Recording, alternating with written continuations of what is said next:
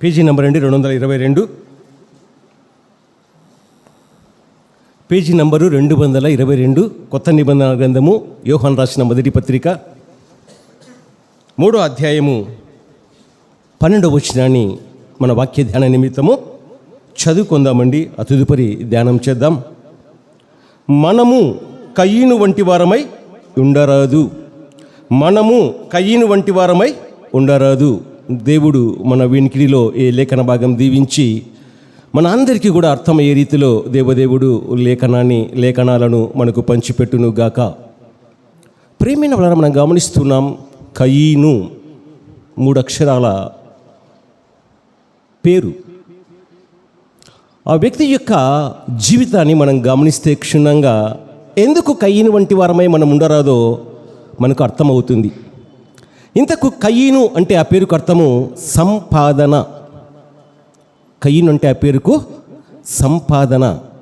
కయీను గురించి యేసుక్రీస్తు ప్రభు యొక్క ప్రియ శిష్యుడు, రొమ్మున ఆనుకున్నవాడు, యోహాను సువార్త, మరి అలాగునే 1, 2, 3 యోహాను పత్రికలు, అలాగునే ప్రకటన గ్రంథం రాసిన ఆత్మీయుడు, విశ్వాసి, మరి కయీను గురించి ఎందుకు ఈ మాట ప్రస్తావిస్తూ ఉన్నాడు? ఎవరితో ఈ మాట ఎవరికి?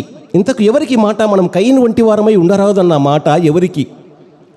నీకు, నాకు, మనకు కదా. ఇక్కడ పదం మనం గమనిస్తున్నాం. మనము, ఇక్కడ చేరిన మనమే, మన కొరికే మాట. ఎవరికోలే ఎందుకోలే అనుకోకండి. ఇక్కడ మాట్లాడే ప్రతి మాట చేరి వచ్చిన మనకు, యేసుక్రీస్తు ప్రభువును సంత రక్షకుడుగా అంగీకరించిన వారికి, క్రీస్తు యొక్క రుధిరధారల చేత పాపం కడిగి పరిశుద్ధపరచబడిన వారికి, ఆత్మచేత నింపబడిన వారికి, ఆత్మను సంచకరువుగా పొందుకున్న వారికి, ఆత్మతో ఆత్మీయులకు ఈ మాటలు. మరొకరికి కాదండి. అందుకే మనము కయీను వంటి వారమై ఉండరాదు. ఎందుకు ఉండరాదు? కయీను ఏం చేశాడు? ఇక్కడ రాయబడింది ఆ మాట మనం గమనించగలం. వాడు దుష్టుని సంబంధి అయి తన సహోదరుని చంపెను అని రాయబడింది. దుష్టుని సంబంధి అంట కయీను, దేవుని సంబంధి కాదు. చేరివచ్చిన ఈ గుంపులో, ఈ సంఘంలో, ఈ సమూహంలో మనం ఎవరి సంబంధులమో? దుష్టుని సంబంధులమా లేదా దేవుని సంబంధులమా? ఎలా కనుగొనవేలా? నేను ఎలా ఉన్నా, నేను దుష్టుని సంబంధినా లేదా దేవుని సంబంధినా అని నువ్వు ఎలా గుర్తిస్తావు? గుర్తించడానికి మనం గమనించగలం. కయీను లాంటి గుణగణాలు లేకపోతే నువ్వు దేవుని సంబంధివే. కయీను లాంటి గుణం, నైజం, స్వభావము ఉంటే నీవు దుష్టుని సంబంధివే. కయీను ఎలాంటి వాడో లేఖనాలు గమనిద్దాం. ఇక్కడ రాయబడ్డ మాట చూడండి, మనం గమనిస్తున్నాం. మనం కయీను వంటి వారమై ఉండరాదు. వాడు దుష్టుని సంబంధి అయి తన సహోదరుని చంపెను. ఎందుకు చంపాడు? హేతువు ఏమిటి? కారణం ఏమిటి? తమ్ముడు అన్నకి ఏదైనా మోసం చేశాడా? చూస్తే లేఖనాల్లో ఎక్కడ కనపడదు. ఇక్కడ మనం గమనిస్తున్నామండి ఆ మాటలు. ఎందుకు చంపాడంటే, వాడదని ఎందుకు చంపాడు అంటే, తన క్రియలు చెడ్డవియు, తన సహోదరుని క్రియలు నీతి గలవియునై ఉండెను గనుకనే కదా. ప్రశ్న సమాధానం 2 ఇక్కడే ఉన్నాయి. మనం ఎందుకు కయీను వంటి వారమై ఉండరాదో ప్రశ్న. వాడు దుష్టిని సంబంధి అయి తన సహోదరుని చంపాడు. క్రియలు చెడ్డవి, సహోదరుని క్రియలు, హేబేలు క్రియలు మంచివి. దాన్ని బట్టి హేతువు ఏమీ లేదు, కారణం ఏమీ లేదు. అకారణంగా, నిష్కారణంగా చెడ్డ క్రియలు తాను చేయలేక కయీను తన తమ్ముని చంపాడు.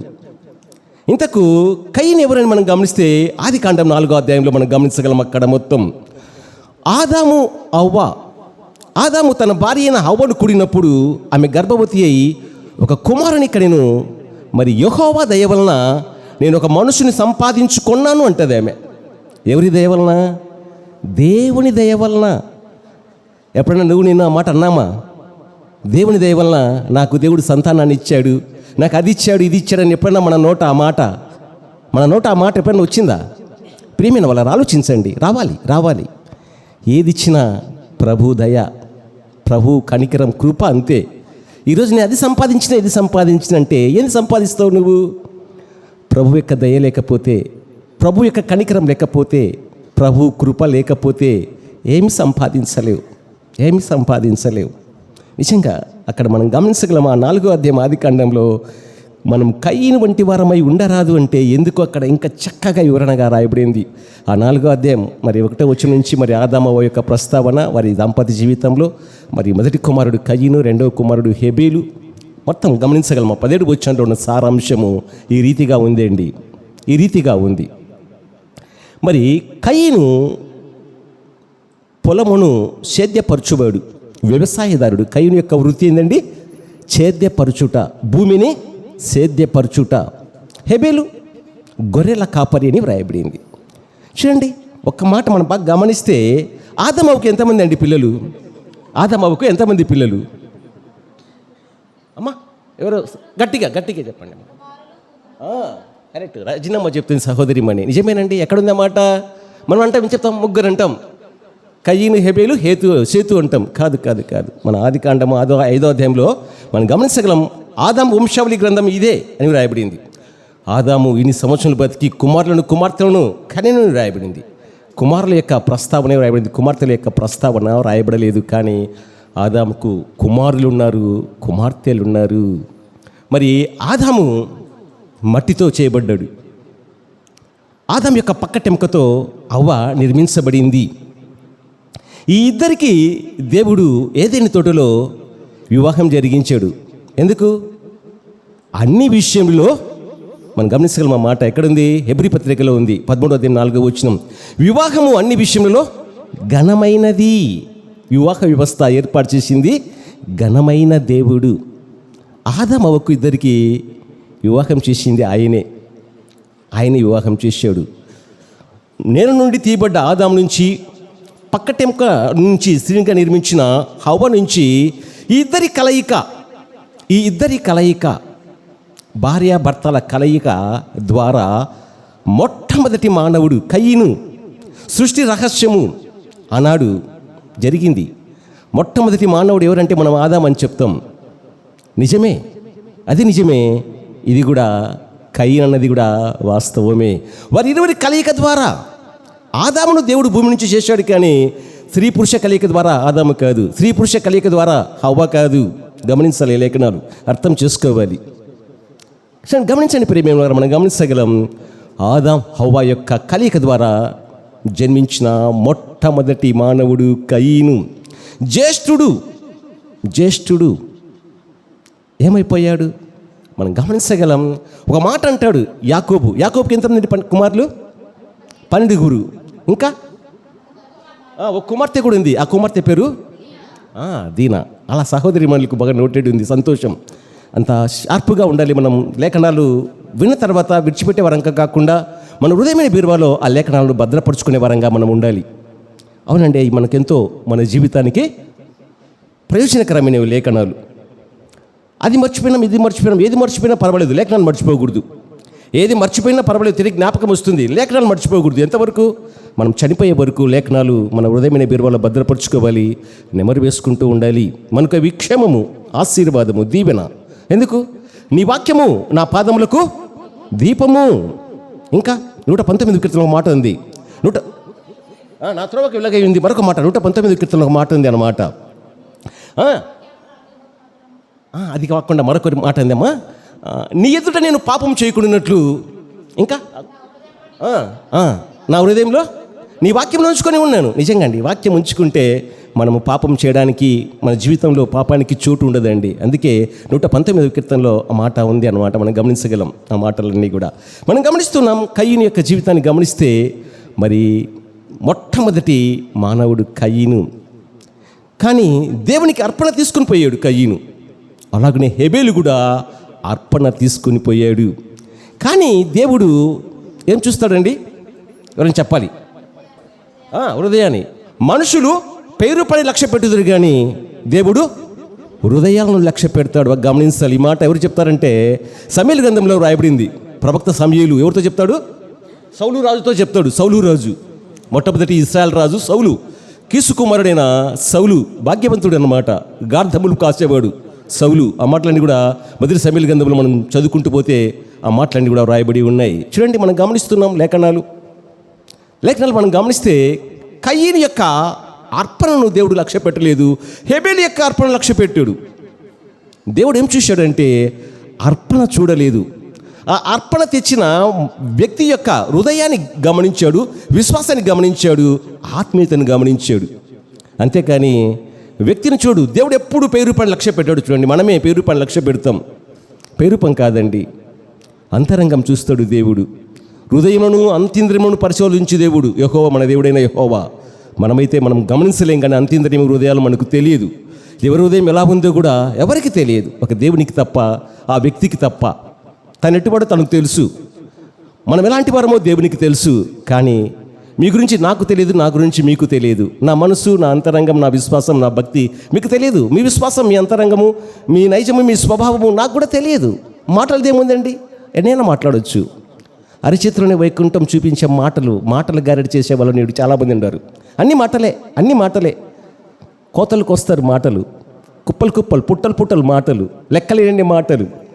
ఏమండి, అట్లాంటి మాటలు మనకు అవసరమా? ఏమన్నా ఉందా? అర్థం గుర్తొస్తుంది ఒక మాట. విస్తారమైన మాటల్లో దోషముండక మానదు. క్రీస్తును నమ్ముకున్న నీవు, ప్రభు యొక్క హృదయాల చేత కడగబడిన నీవు, నీ సంభాషణ ఎలా ఉండాలి? నా సంభాషణ ఎలా ఉండాలి? మన సంభాషణ ఎలా ఉండాలి? ఎందుకు ఉండాలండి? ఆ మాట ప్రసంగి గ్రంథంలో 5వ అధ్యాయంలో రాయబడింది అన్నమాట. మన సంభాషణ మితంగా మాట్లాడాలి. దేవుడు ఆకాశం ముందు ఉన్నాడు, నువ్వు భూమి మీద ఉన్నావు. నీ మాటలు కొద్దిగా ఉండాలి. విస్తారమైన మాటల్లో దోషం ఉండక మానదు. మన మాటలు ఎదుటి వ్యక్తిని గాయపరిచే విధంగా ఉండకూడదు. ఉప్పు వేసినట్లు కృపాసహితంగా మన మాటలు ఉండాలి. మన మాటలు ఉండాలి. అలా అలవర్చుకోవాలి. ఆ లక్ష్య పెట్టిన దాన్ని బట్టి కయీనుకు ఏమొచ్చిందంటే మిక్కిలి కోపము. ఎక్కడ నేర్చుకున్నాడు కోపం? ఎక్కడి నుంచి వచ్చింది కయీనుకు? ఆదాముకు లేదు, హవ్వకు లేదు కదా. ఆలోచించండి, ఎక్కడి నుంచి వచ్చింది కోపము? ఏ కోపం? మామూలు కోపం కాదు, మిక్కిలి కోపం వచ్చింది కయీనుకు. మిక్కిలి కోపం వచ్చింది. ప్రభు చూశాడు, కయీను ఎందుకు కోపము నీకు? ఎందుకు ముఖం చిన్నబుచ్చుకున్నావు? నువ్వు సత్క్రియ చేస్తే తల ఎత్తుకుంటావు కదా. సత్క్రియ చెయ్యనిడలా వాకిట పాపం పొంచి ఉంది, దానికి నీ మీద వాంఛ కలుగుతుంది, నువ్వు దాన్ని ఏల్తావనేసి కయీనుతో చెప్తాడు దేవుడు. ఆదికాండం 4వ అధ్యాయంలో మాటలన్నీ కూడా అక్కడ రాయబడి ఉన్నాయండి. గమనించుకుంటూ పోతే ఆ మాటలన్నీ రాయబడి ఉన్నాయి. కానీ ఓ సందర్భంలో హెబేలు, కయీను పొలంలో తమ్ముడు హెబేలు గొర్రెలు కాసుకుంటూ ఉన్నాడు, అన్న సేద్యం చేసుకుంటూ ఉన్నాడు. ఇద్దరు ఉన్నారు. అమ్మ నాన్న ఆదాం హవ్వలు మరొక చోట ఉండవచ్చు, ఇంటి వద్ద ఉండవచ్చు. మీరు పొంటాడైనా అంటే ఇద్దరు పోయింటారు అన్నదమ్ములు. ఇంకెవరున్నారు? ఎవరు లేరు. ఇప్పుడు మానవులే లేరు. ఇంకా ఆదాముకు కుమార్తెలు పుట్టలేదు అప్పటికి. వీరిద్దరే మన అక్కడ సమాచారం ఉన్న మాట, ఆ మాటలు అటు ఇటు ఇంకేం చూసేది ఏం లేదు. ఎవరు సాక్ష్యం? ఒకే ఒక హేతువును బట్టి, ఒకే ఒక కారణాన్ని బట్టి కయీను తన తమ్ముడైన హేబేలు మీద పడి చంపేశాడు. ఏమొస్తుంది చంపితే?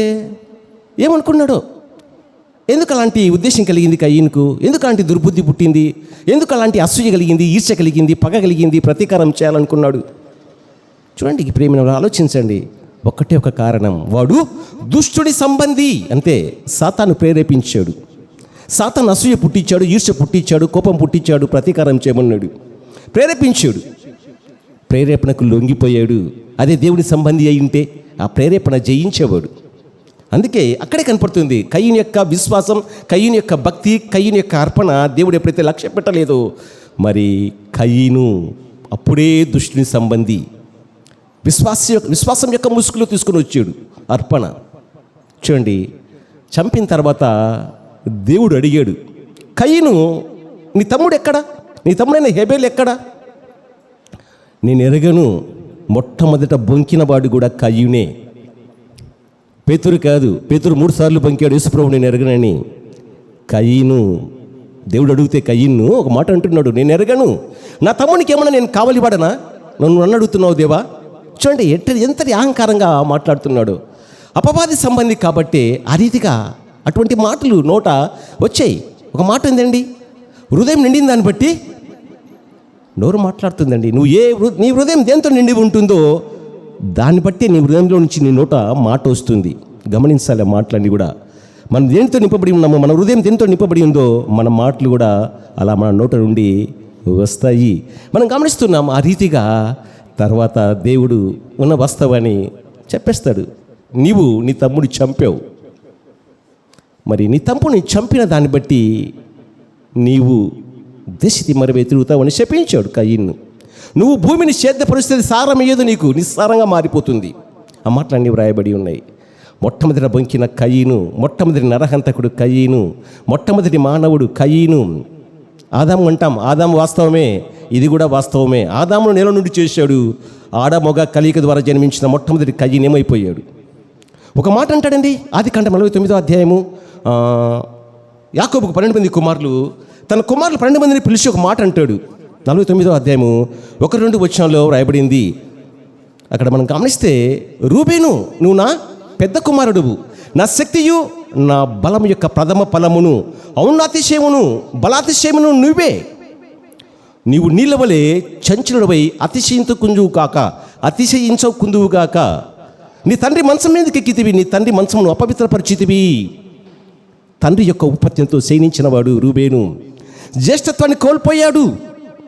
ఆ మాటలన్నీ రాయబడి ఉన్నాయి. ఆదికాండం 49వ అధ్యాయంలో గమనించగలమండి. చూడండి, మనం గమనిస్తున్నాం లేఖనాలని. కయీన్లో ఉన్న విశిష్టత కోల్పోయాడు. ప్రథముడు అధముడైపోయాడు, జ్యేష్ఠుడు కనిష్ఠుడిగా మారిపోయాడు. ఏం లాభం ఉంది? అందుకే ఒక మాట అంటాడు ప్రభు, మొదటివారు కడపటివారు అవుదురు, కడపటివారు మొదటివారు అవుదురు అని. విశ్వాసంలో మనం అనుకుంటున్నామేమో ఎప్పుడో ప్రభుని నమ్ముకున్నామని. నిన్న మన నమ్ముకున్న వాళ్ళు మనకన్నా ఆత్మీయతలో విశ్వాసంలో బాగున్నారేమో. విశ్వాసంలో మనం బాగుండాలి, ఆత్మీయతలో మనం బాగుండాలి అండి. గమనిస్తే లేఖనాలు గమనిస్తూ ఉన్నాం. ఒక మాట వ్రాయబడింది ప్రసంగి గ్రంథం. మనం గమనిస్తే 10వ అధ్యాయంలో ఒక మాట వ్రాయబడింది, బుక్కవాణి తైలంలో చచ్చిన ఈగలు పడటం వలన అది కంపు కొట్టును లేదా చెడిపోవును. అదే కొంచెము బుద్ధిహీనత, ఎంత కొంచెము బుద్ధిహీనత త్రాసులో ఉంచినలా జ్ఞానమును గణతను తేలగొట్టును. అందుకే గల్తీ పత్రిక మాట ఉంటాడు జ్ఞాని అయిన భక్తుడైన దైవజుడైన పౌలు 5వ అధ్యాయము 9వ వచనంలో, పులిచిన పిండి కొంచెమైనను ముద్దంతయు పులియ చేస్తుంది. మనం భక్తులమే, చాలు, కొంచెం చాలు. కడబడి పాలల్లో చిన్న విషపు బిందువు చాలండి, ఆ కడబడి పాలు పనికి రాకుండా పోతాయి. మనం ఎంత భక్తులమైనా కొంచెమే, ఆ కొంచెమే పాడు చేసేది. అందుకే సులువుగా చిక్కులు పెట్టు పాపమును విడిచిపెట్టి అని రాయబడింది. ఎక్కడ మాట? హెబ్రీ పత్రికలో మనం గమనించగలం 12వ అధ్యాయంలో. విశ్వాస వీరుల పట్టి 11-12వ అధ్యాయం మనం గమనిస్తే, ఇంత గొప్ప సాక్షి సమూహము మేఘం వల్లే మనల్ని ఆవరించి ఉన్నందున మనము కూడా ప్రతి భారమును సులువుగా చిక్కులు పెట్టు పాపమును విడిచిపెట్టి విశ్వాసమునకు కర్తయు దాన్ని కొనసాగించువాడునైనా యేసు వైపు చూచుచూ మీ ఎదుట ఉంచబడిన పరుగు పందెంలో ఓపికతో పరిగెత్తాలి. ఓపిక లేకపోతే పరిగెత్తలేమండి. ఓపిక అవసరం నీకు నాకు. క్రైస్తవ జీవితం ఆరంభించడం సులభమే. ఒక పదం ఉందండి ప్రసంగి గ్రంథంలో, ఎవరికైనా జ్ఞాపకం వస్తుందా ఇప్పుడు నేను చెప్పిన మాటను బట్టి? క్రైస్తవ జీవితం ప్రారంభించడము సులభమే. ఆ మాట మీద ఒక మాట ఉంది. ప్రసంగి అంటాడు, జ్ఞానిన ప్రసంగి ఏమంటాడు? కార్య ఆరంభం కంటే కార్య అంతం మేలు. ప్రారంభించడం గొప్ప కాదు, ముగించడం గొప్ప అండి. ముగించడం గొప్ప. ప్రారంభించి అనేక మంది వెనకంజ వేసిన వారు లేరు. అందుకే ఒక మాట అంటాడు యేసు ప్రభు, నాగటి మీద చేపెట్టి వెనుకకు తిరిగి చూచువాడు నాకు పాత్రుడు కాడు. ప్రారంభించావేమో క్రైస్తవ జీవితాన్ని, భక్తి జీవితాన్ని, ఆత్మీయ జీవితాన్ని, తుదముట్టుకు చివరి వరకు కొనసాగించు. వెనక చూడకు. వెనక చూసి ఏదైనా జ్ఞాపకం వస్తుందని ప్రియమైన వాళ్ళారా? వెనక చూసి లోతు భార్య ఉపస్తంభం అయ్యింది. రావాలి, జ్ఞాపకం రావాలి, టకా రావాలండి. స్విచ్ చేసే బల్బు ఏ రీతిగా వెలుగుతుందో పదం వస్తానే మన నోట్లో రావాలి, మనం హృదయంలో నుంచి ఆ మాట. అందుకే మన హృదయంలో వాక్యంతో నింపబడి ఉంటే త్వరగా వచ్చేస్తాయి మాటలన్నీ కూడా, జ్ఞాపకం వచ్చేస్తాయి. ఎక్కడ ఏముంది కూడా తిప్పగలం. మనం చూస్తున్నాం కయీను ఆ రీతిగా దేశదింపరైపోయాడు. కానీ కయీను మరణాన్ని అపేక్షించాడు. నన్ను కనుగొని వాడేవాడు నన్ను చంపును గాక అంటాడు. నా దోష శిక్ష నేను భరించలేనంత గొప్పది అంటాడు. కయీను మరి తమ్ముడైన హేబెలును చంపిన దాన్ని బట్టి నిజంగా ఆ మాట అంటాడండి. చూడండి, ఏం లబ్ధి పొందుకున్నాడు తమ్ముని చంపి. చూడండి, ఒక నరహంతకుడిగా మిగిలిపోయాడు, కనిష్ఠుడిగా మిగిలిపోయాడు. మరి మనం గమనిస్తే విశ్వాస వీరుల పట్టిలో స్థానాన్ని కోల్పోయాడు. అబ్రహాం యొక్క కుమారుడు, ఆదాం యొక్క కుమారుడు అని చెప్పడానికి ఆ జ్యేష్ఠత్వాన్ని కోల్పోయాడు. ఆదాం యొక్క కుమారుడు చెప్పడానికి జ్యేష్ఠత్వం కోల్పోయిన కయీను కయీను. హెబెల్ పోయాడు. హెబెల్కు ప్రతిగా సేతును కడింది హవ్వ, ఆదాము హవ్వ. ఆ మాటలు కూడా ఆదికాండంలో మనం గమనించగలం. 4వ అధ్యాయం చివరిలో. 5వ అధ్యాయంలో మనం గమనిస్తే ఆదాం వంశావళి గ్రంథం ఇదని అక్కడ రాయబడింది. గమనిస్తున్నామండి. ఆదాముకు పుట్టిన కుమారుడైన కయీను మిక్కిలి కోపం. ఆదాముకు లేని సుగుణాలన్నీ కూడా వచ్చాయి. ఆ దుర్గుణాలన్నీ కూడా ఆయనకు వచ్చాయి. దుష్టుని సంబంధి కాబట్టి కయీనుకు ఆ గుణాలన్నీ కూడా వచ్చాయి. నరుల హృదయము ప్రేమిన వాళ్ళకి చెప్పాలి, పూర్తి చేయాలి పదం, ఆ సెంటెన్స్. నరుల హృదయాలు వచ్చిన బాల్యం నుండి చెడుదని రాయబడింది ఆదికాండంలో. నరుల హృదయము చెడుతనంతో నిండి ఉంది అంటాడు ప్రసంగి. చెడుతనంతో. నిజమే అండి. ఎలా వస్తుంది? బాలు హృదయంలో మూఢత్వము స్వాభావికంగా పుట్టును. ఎవరు నేర్పించారండి? పుట్టుకతోనే వస్తాయి అంతే ఆ నైజమ స్వభావం. ఇక్కడ మనం గమనిస్తున్నాం ఆ మాటలన్నీ కూడా. నిజంగా కయీను దుష్టుని సంబంధి కయీను. కనుకనే తన క్రియలు చెడ్డవి, తన తమ్ముని క్రియలు మంచివని మరి తమ్ముని చంపాడు. దాని యొక్క పర్యవసానమే నిజంగా మరి కయీను అనుభవించాడు. అందుకే ఒక మాట అంటాడు, ఓ మనుషుడా, నువ్వేమి విత్తుతావో అదే పంట కోస్తావు. ఏం విత్తాడు కయీను? తమ్ముని చంపి ఏం సాధించాడు? అపకీర్తి మూట కట్టుకున్నాడు. నరకంతకుడిగా మిగిలిపోయాడు. జ్యేష్ఠత్వాన్ని కోల్పోయాడు. చూడండి, బొంకినవాడిగా మిగిలిపోయాడు. మొట్టమొదట బొంకినవాడు కయీను, మొట్టమొదటి నరకంతకుడు కయీను, మొట్టమొదటిగా పుట్టినవాడు కయీను, మొదట చేదపరచువాడు కూడా కయీనే. కానీ సారం ఇవ్వలేదు, దేశతిమ్మరై తిరిగాడు. కానీ కయీను తన భార్యను కూడినప్పుడు ఓ కుమారునికి అన్నాడు. ఆ కుమారుని పేరు హనోకు అని పేరు పెట్టబడింది. హనోక్ అంటే దేవునితో నచ్చిన హనోక్ కాదండోయ్. చాలా జాగ్రత్త ప్రియమైన వాళ్ళని ఆలోచించండి. పేర్లు ఉంటాయి, అదే పేరు ఇది. ఈ హనోకు ఆ హనోకు ఒకటి అనుకున్నారు. కయీను కుమారుడు. ఇక్కడ ఆదాము వంశావళి గ్రంథంలో హనోకు ఎవరి కుమారుడో రాయబడింది. ఆ వంశావళి లిస్ట్ చదువుకుంటూ పోతే మనము అక్కడ రాయబడింది ప్రియమైన వాళ్ళరా. గమనించగలం ఆ మాటలు కూడా. అక్కడ తన కుమారుని పేరుని బట్టి ఒక ఊరును కట్టాడు కయీను. ఆ ఊరుకు తన కుమారుని పేరు పెట్టాడు హనోకు. ఊరి పేరే హనోకు. ఆ మాటలు మనకు కూడా ఆదికాండం 4వ అధ్యాయంలో గమనించగలమండి. కయీను అంటే ఏం సంపాదించుకున్నాడు? సంపాదనే. ఏం సంపాదించుకున్నాడు కయీను? యెహోవా దయవలన నేను ఒక మనుషుని సంపాదించుకున్నాను అవ్వనింది. సంతోషమే. ఈరోజు ఆ మాట నిన్నొట ఆ మాట రావాలి. యెహోవా దయవలన నేను ఇది సంపాదించుకున్నాను. ఈరోజు మన పిల్లలు ఆయన దయవలనే మనం సంపాదించుకున్నామండి. ఆ మాట అనాలి మనం. ప్రభువా నాకు ఇచ్చావు సంతానం, స్తోత్రమునైనా అని మనం అనాలండి, అనాలి. ఎవరు ఇంతకు కుమార్తెలు? ఇంతకు ఎవరండి? ఎవరిచ్చారు కుమార్తెలు? 127వ కీర్తనలో రాయబడింది 3వ వచనంలో, కుమారులు యెహోవాను గురించి స్వాస్థ్యము, గర్భఫలము ఆయన ఇచ్చు బహుమానమే. ఆయన ఇచ్చాడండి మన సంతానము. ఒక మాట అంటాడు యోబు, గుర్తుందో లేదో మీకు? 1వ అధ్యాయంలో మనం గమనించగలం. 7 కుమారులు 3 కుమార్తెలు ఒకే రోజు పోయారు. పోతే ఏమన్నాడు? నేను నా తల్లి గర్భం నుండి దిగంబరనే వచ్చి తిరిగి దిగంబరనే ఎక్కడికే వెళ్ళేదను?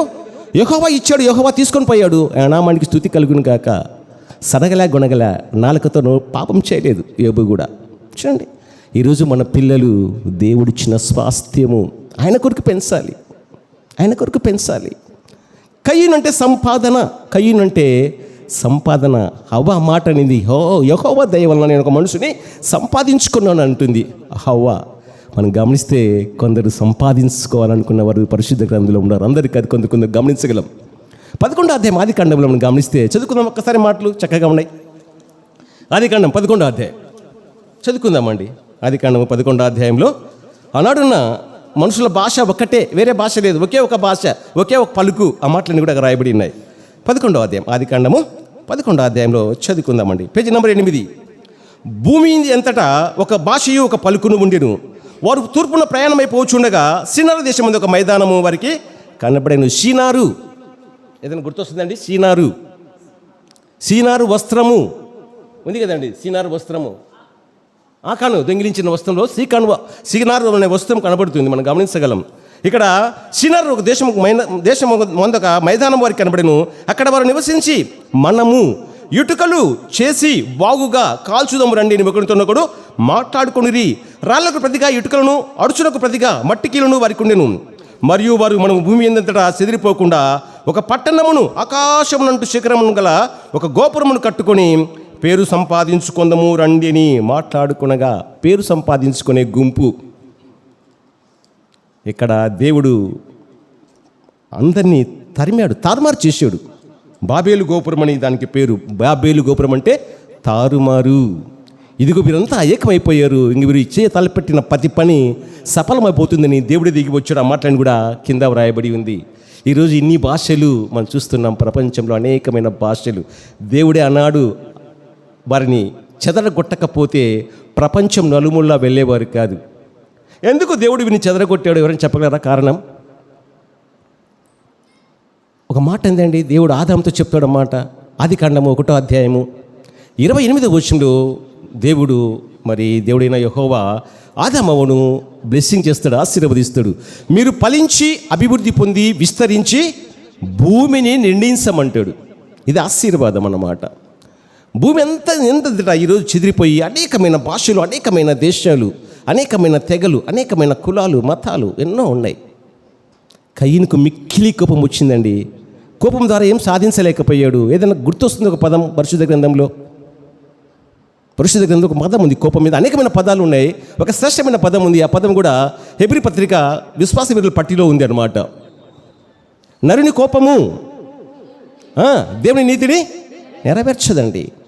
అందుకే యాకోబు భక్తుడు అంటాడు ఒక మాట, రాయబడింది కింద, మనం గమనించగలం. ఈ కింద ఇది కాకుండా కింద రాయబడింది. ఏమంటాడు? మాట్లాడుటకు నిదానించాల, వినుటకు వేగిరపడాలండి, కోపించుటకు నిదానించాలి. రాయబడింది యాకోబు పత్రికలో. యాకోబు భక్తుడు ఆ మాట రాస్తాడండి. మనం గమనిస్తున్నాం, ఇక్కడ పేరు సంపాదించుకోవాలనుకున్నారు, దేవుడు చెదరగొట్టాడు వీరిని దేవుడు చెదరగొట్టారు. పరిశుద్ధ గ్రంథంలో కొందరు సంపాదించుకోవాలని అనేకులు కూడుకున్నారు. మనం గమనించగలం, అక్కడక్కడ పదాలు గమనించగలం.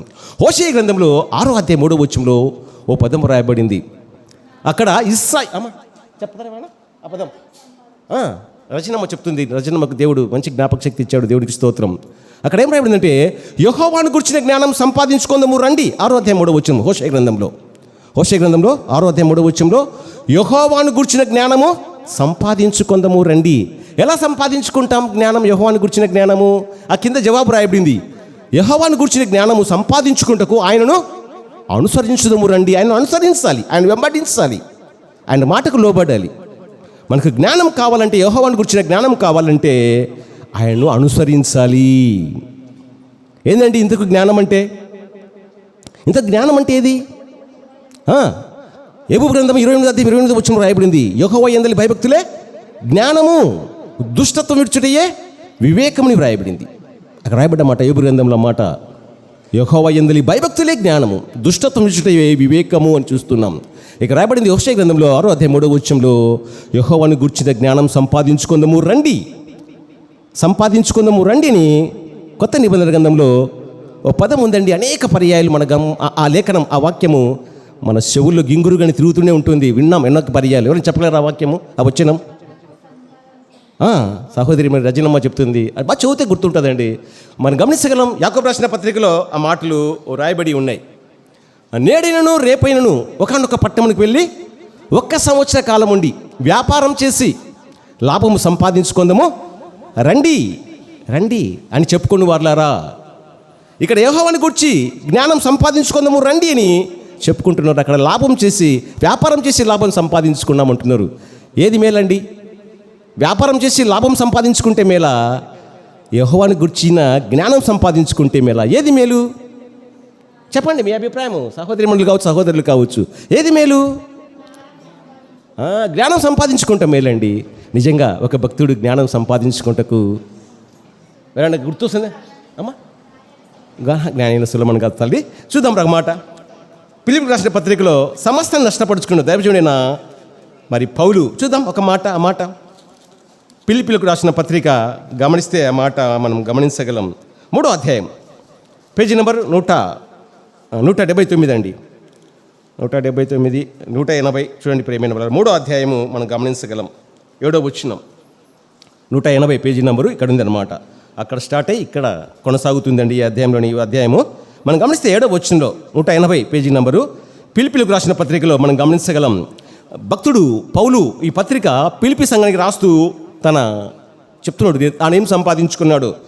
ఆయనను ఏవేవి నాకు లాభకరములై ఉండెనో వాటిని క్రీస్తు నిమిత్తము నష్టంగా ఎంచుకొంటిని.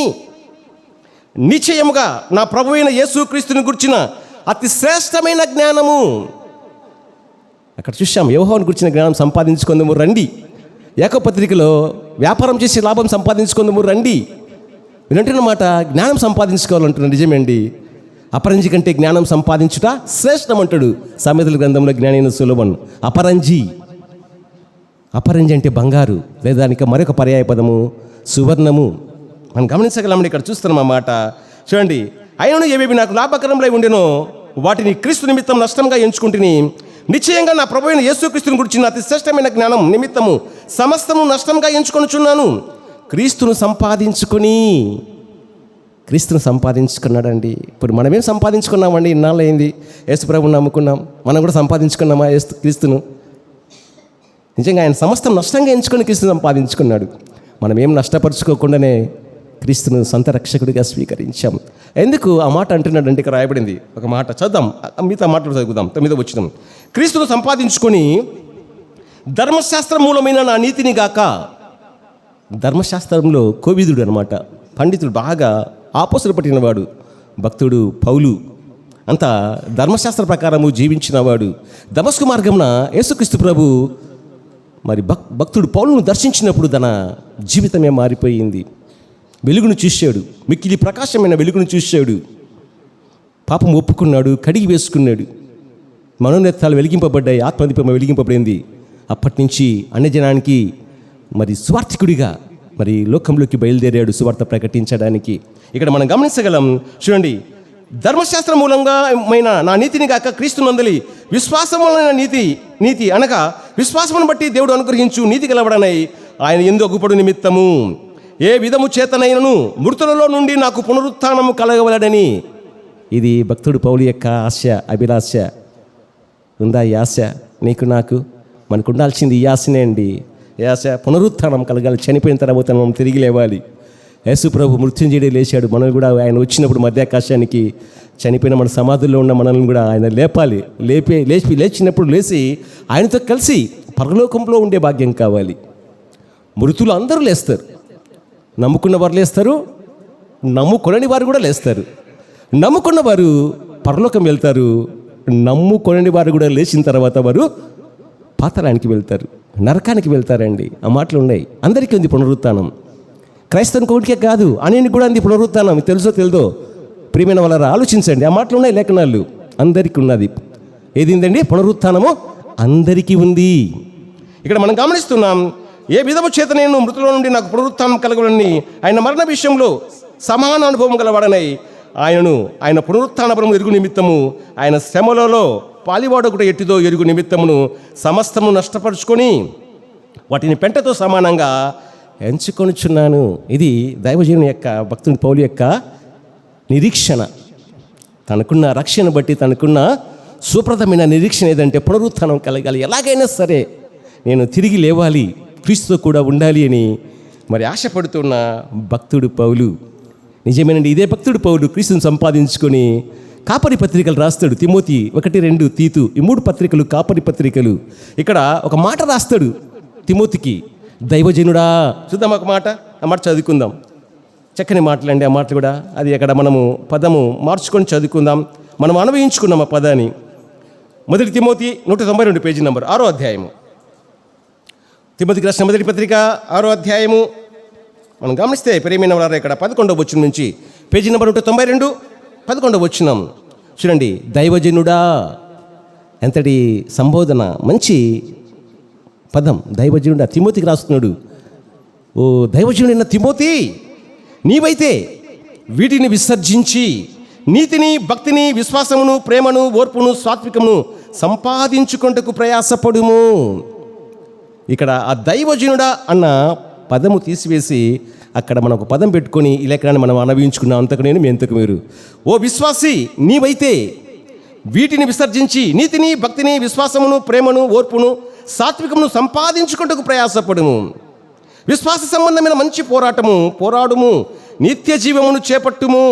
దాన్ని పొందుటకు నువ్వు పిలువబడి అనేక సాక్షులు ఎదుట మంచి ఒప్పుకొంటివి. నిజమే కదండి, మనము నిత్య జీవం చేపట్టుకే యేసుప్రభుని నమ్ముకున్నాం. నిత్య జీవం కావాలని, నిత్యము పరలోకంలో ఉండాలని, నిత్యము బ్రతకాలని. అందుకే మనం ప్రభుని నమ్ముకున్నాం, మరి ఎందుకో కాదు కదండి. ఇక్కడ గమనిస్తున్నాం, ఓ విశ్వాసి వీటిని విసర్జించాలి. నిజంగా అనేక మంది నాడు ఏది విసర్జించమంటున్నాడు? ఇక్కడ మనం చూస్తాం, దైవజనుడు నీవైతే వీటిని విసర్జించి అంటున్నాడు. వేటిని విసర్జించాలి? ఎక్కడుంది పదానికి జవాబు? ఇక్కడే రాయబడింది, మనం గమనించగలం. చూడండి, చక్కని మాట. 9వ వచనం చదువుకుందామండి. ధనవంతులగుటకు అపేక్షించువారు శోధనలోను, ఉరిలోను, అవివేకయుక్తంలోను, హానికరమునైన అనేక దురాశలలోనూ పడుదురు. అట్టి మనుషులను నష్టంలోను, నాశనంలోను ముంచివేయును. ఎందుకనగా ధనాపేక్ష సమస్తమైన క్రీడలకు మూలము. కొందరు దానిని ఆశించి విశ్వాసం నుండి తొలగిపోయి నానా బాధలతో తమ్మును తామే పొడుచుకొనిరి. ధనాపేక్ష. ఏ అపేక్షతో ఉన్నావో? ధనం అంటున్నావా? ధనం ఎంత సంపాదించినా ఏం చేసుకోగలవు నువ్వు? ధనాన్ని తీసుకుపోతావా? యోబు ఊజు దేశానికి ధనవంతుడు. నేను నా తల్లి గర్భం నుండి దిగంబరిని వచ్చానంటాడు. దిగంబరిని వెళ్ళిపోతా అంటున్నాడు. అంత ధనవంతుడే అన్నీ కోల్పోయాడు. సంపద కోల్పోయాడు, సంతానం కోల్పోయాడు, చివరికి ఆరోగ్యం కూడా కోల్పోయాడు. ఏది రాదండి. ఇక్కడ ఒక మాట ఉంది, ఏమని రాయబడింది ఆ మాట కూడా చూడండి, మనం గమనిస్తున్నాము. 6వ వచనం, సంతుష్టి సహితమైన దైవభక్తి గొప్ప లాభ సాధనమై ఉన్నది. మనం ఈ లోకంలోనికి ఏమి తేలేదు. ఎంతమంది ఈ మాట ఏకీభవిస్తారండి నాతో? ఈ లేఖనంతో? నాతో కాదు, లేఖనంతో ఏకీభవించాలి. ఏమైనా తెచ్చామా మనం ఈ లోకంలోకి? అమ్మ గర్భం నుంచి దిగంబరనగానే వచ్చాం కదండి. మనము మన దేహం కనబడకుండా కప్పుకోవడానికి వస్త్రాలు ధరించాము, ఏం తేలేదు. తిరిగి దిగంబరగానే వెళ్తాం. చూడండి, ఆ మాట రాస్తున్నాడు. మనం ఈ లోకంలోనికి ఏమీ తెలియదు, దీనిలో ఏమీనూ తీసుకొని పోలేము. కాగా అన్న వస్తువులు గలవారమై ఉండి వాటితో తృప్తి పొందియుందుము. తృప్తి, క్రైస్తవునికి తృప్తి అవసరం అండి. చాలు, దేవుడు నాకు ఇంతే ఇచ్చాడు, చాలు. నువ్వు నిజమైన క్రైస్తవునివైతే నువ్వు నీకు దురాశ ఉండదు, ఆశతోని తృప్తి పడతావు. చాలు, ఏదో దేవుడు ఇది ఇచ్చింది అది. దురాశ దుఃఖానికి ఇచ్చేటని మనం చూస్తాం సామెత. దురాశ గర్భం ధరించి పాపం కనుక పాపం పరిపక్వై మరణమును కనును అంటాడు. మనం గమనించగలం ఆ మాటలు కూడా తిమోతిలో. దురాశ గర్భం ధరించి పాపమును కనుక పాపము పరిపక్వమై ఏం కంటుందండి? మరణమును కనును. అంతేనండి, దురాశ మనకొద్దు. ఉన్నదాంతో తృప్తి చెందుదాం. దేవుడు ఏది ఇచ్చాడో అదే చాలు. మనం కయ్యను వంటి వారమై ఉండరాదు అని చూసాం. ఆ లేఖనం ఆధారంగా వాక్యాన్ని ధ్యానించాం. కయ్యను యొక్క జీవితాన్ని కొంచెం ధ్యానించిన తర్వాత కయ్యను ఉన్న పదం సంపాదన అర్థం మీద కొందరు ఏం సంపాదించుకున్నారో చూస్తూ ఉన్నాం. జ్ఞానం సంపాదించుకునేవారు కొందరైతే, లాభం సంపాదించుకునేవారు మరికొందరైతే, పేర్లు సంపాదించుకునేవారు మరికొందరైతే. పరిశుద్ధ గ్రంథంలో గమనిస్తున్నాం అట్టి వ్యక్తులను, అట్టి భక్తుల్ని. సంతానం సంపాదించుకునే దయవలని హవ్వ చెప్తున్న మాట కూడా విన్నాం. ఈరోజు ఏం సంపాదించుకోవాలన్నది నీ ఆశ, నీ ఆలోచన. ఏం సంపాదించుకోవాలి? ఏది సంపాదించుకుంటే మనకు క్షేమము? మన ఆత్మీయ జీవితానికి, మన భక్తి జీవితానికి, మన విశ్వాస జీవితానికి ఏది క్షేమము? మనం గమనిస్తున్నామండి. మనం కయ్యను వంటి వారమై ఉండరాదు. మరి ఎవరి వంటి వారమై ఉండాలి? హెబేలు వంటి వారమై ఉండాలి. విశ్వాస వీరుల పట్టిలో హెబేలు యొక్క పేరు దేవుడు గ్రంథస్థం చేయించాడు. ఆ మాట చదువుకొని ముగించుకుందామండి. 11వ అధ్యాయం హెబ్రీ పత్రిక. ఆ మాట చదువుకొని ముగించుకుందాం. సమయానికి ముగిస్తాను, టైం కూడా అయింది. 1 నిమిషం ఉంది, ఆ లోపల అయిపోయి చేస్తానండి. హెబ్రీ పత్రిక 11వ అధ్యాయం. ఇక్కడ మనం ఆ మాట గమనించగలమండి. 4వ వచనం చూడండి. విశ్వాసమును బట్టి హెబేలు కయీను కంటే శ్రేష్టమైన బలి దేవునికి అర్పించను. శ్రేష్టమైన బలి, నువ్వు అర్పించే బలి ఎలా ఉండాలి? శ్రేష్టమైనదిగా ఉండాలి. దేవుడు తన అర్పణలను గూర్చి సాక్ష్యం ఇచ్చినప్పుడు అతడు ఆ విశ్వాసమును బట్టి నీతిమంతుడని సాక్ష్యము పొందెను. అతడు మృతి నొందియు ఆ విశ్వాసం ద్వారా మాటలాడుచున్నాడు. మనం గమనిస్తున్నామండి. 6వ వచనం, విశ్వాసం లేకుండా దేవునికి ఇష్టుడై ఉండుట అసాధ్యము. దేవుని ఎదుకు వచ్చువాడు ఆయన ఉన్నాడనియు తను వెతుకు వారికి ఫలం దయచేవాడనియు నమ్మవలేని గదా. ఎట్టి విశ్వాసంతో ఉన్నావు? 5-6 రోజు కయ్యనులో లేదు, విశ్వాసం లేదు, సరైన విశ్వాసం లేదు, సరైన ఆలోచన లేదు. నిజంగా హెబేలు వలె మనం ఉండాలి, కయ్యను వంటి వారమై మనం ఉండరాదు. మరి యూదా పత్రికలో కూడా కయ్యను యొక్క ప్రస్తావన తెస్తాడు. వారు కయ్యను నడిచిన మార్గంలో నడిచిడంటాడు. యూదా పత్రికలో ఒక అధ్యాయము 11వ వచనం కాబోదు, ఆ మాటల కింద గమనించగలం. ఆ అధ్యాయం తక్కువ వచనాలు ఒక అధ్యాయం యూదాలో. కయ్యను నడిచిన మార్గమున వారు నడిచిరి. భక్తిహీనులు నడిచారు. ఏమైపోయారు? కయ్యను ఏమైపోయాడు? భ్రష్టుడైపోయాడు, నరహంతకుడైపోయాడు. ఈరోజు తన సహోదరుని క్రియలను బట్టి అకారణంగా నిష్కారణంగా తన సహోదరిని చంపేశాడు. మరి మనం అనుకుంటున్నామేమో చంపితేనే అది నరహత్య అనుకుంటున్నామండి. ఒక మాట జ్ఞాపకం వచ్చింది, అది ఒక్కటి ముగిస్తే చదువుకొని ముగించుకున్నాం. కాదండి, నరహత్య చేయాల్సిన అవసరం లేదు.